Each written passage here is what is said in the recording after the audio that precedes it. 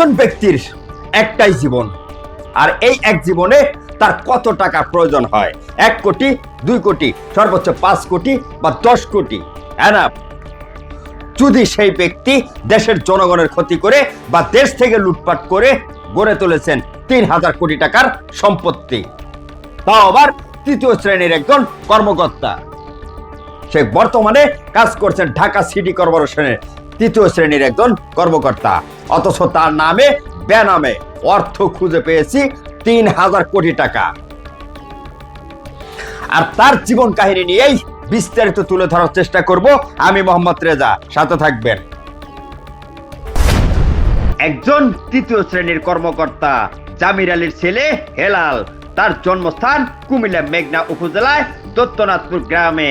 তার নিজ এলাকায় সম্পত্তির বিবরণ তুলে ধরার চেষ্টা করলাম। তার নামে বর্তমান পাওয়ার অফ অ্যাটর্নি সংক্রান্ত সম্পত্তির বিবরণ আছে, যেগুলো সম্পত্তি যে ব্যক্তি বিক্রি করেছেন তার নাম গাফফার, পিতা সামির আলী মোল্লা, ঠিকানা দৈনাথপুর, গ্রহীতার নাম হেলাল উদ্দিন, পিতা মিতু মোহাম্মদ জমির আলী, ঠিকানা দৈনাথপুর, দলিল নাম্বার 1887, দলিলের ধরন পাওয়ার দলিল এবং ক্রয় করার তারিখ 27/5/2026। সম্পত্তির তফসিল মানিকচর মৌজা, বিএসএ দাগ নাম্বার 1684, 6.65% জমি, বিএসআর দাগ নাম্বার 1359, 14.0% জমি, চরপাথলিয়া মৌজা, বিএসএর দাগ নাম্বার 179, 2.22% জমি, বড়লক্ষ্মীপুর মৌজা, দিশাহারা দাগ নাম্বার 1386, 0.50% জমি, দিশাহারা দাগ নাম্বার 1387, 7.7% জমি। অবস্থান অনুযায়ী সম্পত্তির বিবরণ ও মালিক এই হেলাল উদ্দিন। মানিকচর মৌজা স্থানে হায়দার আলী মোল্লার কর্মস্থান সংলগ্ন 22% জমি। আল্লাহ ভরসা মাজারে সংলগ্ন সাথে 22% জমি। মেঘনা ভাটের চর হাই রোডের সাথে 80 মিটার সড়ক সংলগ্ন 22% জমি। এত দেখলেন তার নিজ এলাকায় শুধু জায়গা সম্পত্তি কত কোটি টাকার ক্রয় করেছেন। যে জায়গা সম্পত্তি এমনকি এরিয়া ভিত্তিক ফুটেজ সংগ্রহ করতে গেলেও 2 থেকে 4 ঘন্টা লেগে যায় আমাদের। তবে দুঃখের বিষয় এটাই, তার নিজের স্থান বা তার নিজের জন্মস্থান একই এলাকায় তার একাধিক ভুক্তভোগী আছে, অথচ কেউ সাক্ষ্য দিতে তার প্রমাণ আমাদেরকে দিতে রাজি না। কারণ তার অত্যাচারে, তার জোর জুলুমে ওই এলাকার সাধারণ ব্যক্তি বা সাধারণ জনগণ লাঞ্ছিত হয়ে বর্তমান অসহায় হয়ে শুধু ভুক্তভোগীর মতো ধুকে ধুকে মরছেন। কারোর জায়গা সম্পত্তি দখল, এমনকি কারোর জায়গা বায়না সূত্রে 10,000 টাকা দিয়ে নাম পরিচয় শুধু স্ট্যাম্পের মাধ্যমেই জায়গা দখল করে রেখেছেন। শুধু এখানেই শেষ না, তার ঢাকাতেও একাধিক গাড়ি বা একাধিক ফ্ল্যাট রয়েছে। দেখা যাক কি কি কোথায় কোথায় তার অবস্থান, কি কি গাড়ি চলাচল করছে তার নামে এবং বেনামে। হেলাল একজন তৃতীয় শ্রেণীর কর্মকর্তা। তার নিজের নামে রয়েছে চিরপন একাধিক এসি বাস এবং ঢাকাতে 32টি সিএনজি। তার সাথে রয়েছে হসপিটাল, এমনকি বাংলাদেশ নবজাতক হাসপাতালের 50% শেয়ারদার। এখন প্রশ্ন হলো, একজন তৃতীয় শ্রেণীর কর্মকর্তা হয়ে একাধিক বাস, একাধিক সিএনজি এবং হসপিটালের শেয়ারদার হিসাবে এত টাকার সম্পত্তি উৎস কোথায় বা কিভাবে এত টাকার সম্পত্তি গড়ে তুললেন? জায়গা এমনকি গাড়ি সবকিছুই দেখানোর চেষ্টা করেছি।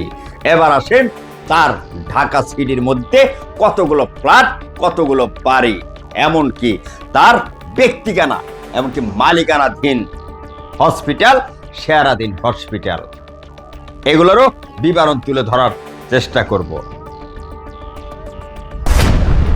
একজন তৃতীয় শ্রেণীর সরকারি কর্মচারী, চাকরি জীবনে শুরু ছিল সীমিত আয়ের মধ্যে দিয়ে, কিন্তু অল্প কয়েক বছরের ব্যবধানে সেই সাধারণ চাকরিজীবীর নামে ও তার স্বজনদের নামে গড়ে উঠেছে বিপুল পরিমাণ সাম্রাজ্য ও সম্পদ।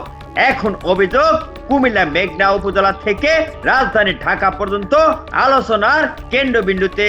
অভিযোগের কেন্দ্র রয়েছে কুমিল্লা মেঘনা উপজেলার ভাওরা ও ইউনিয়নের বৈদ্যনাথপুর গ্রামের বাসিন্দা মোহাম্মদ হেলাল উদ্দিনের বিরুদ্ধে।